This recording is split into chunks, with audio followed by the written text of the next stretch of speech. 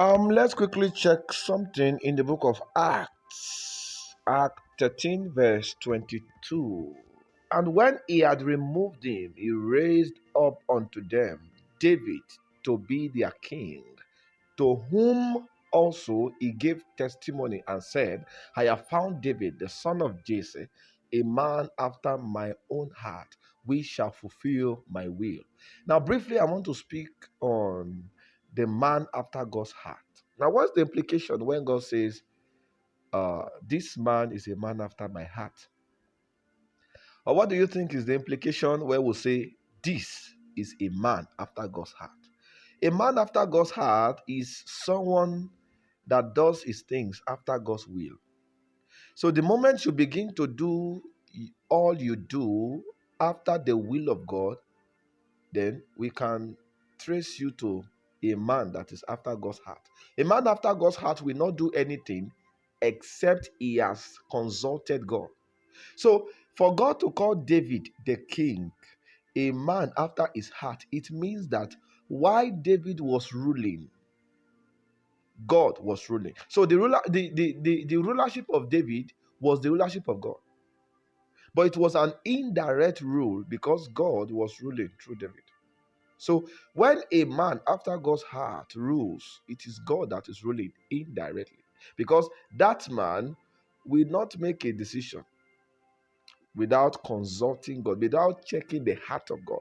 So for such people, they don't make policy because somebody is passing a bill. No, they make policy because they have checked the heart of God and they have seen the current, the current state of God's heart. They have seen the burden in the heart of God. So for such a leader, it is the burden in God's heart that forms their policy. That's a man after God's heart.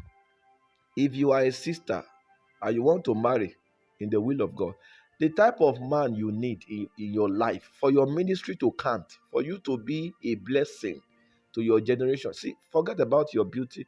You may be beautiful, thank God for that. You may have gifts, you may be anointed, thank God for that. But if you want to marry and have rest, the man you need for your life and destiny is the one after God's heart.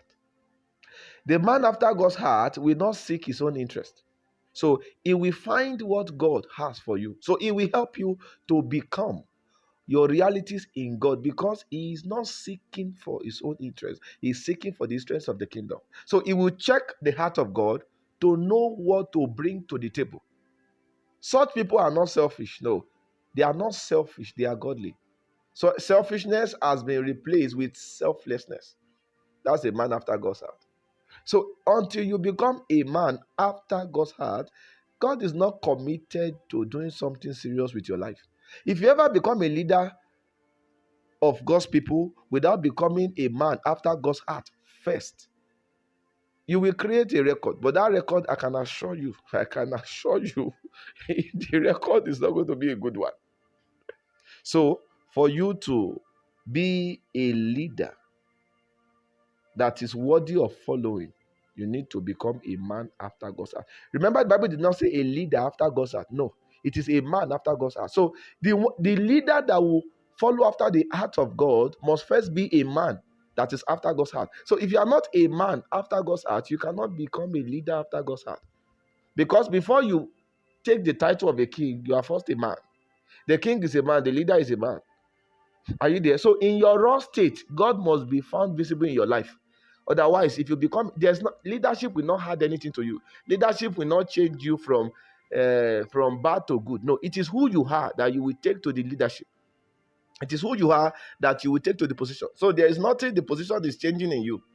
So if you must be a leader with the fear of God, if you must be a leader that will lead the people on the path of God, then before you assume that position, you have to be a man after God's heart.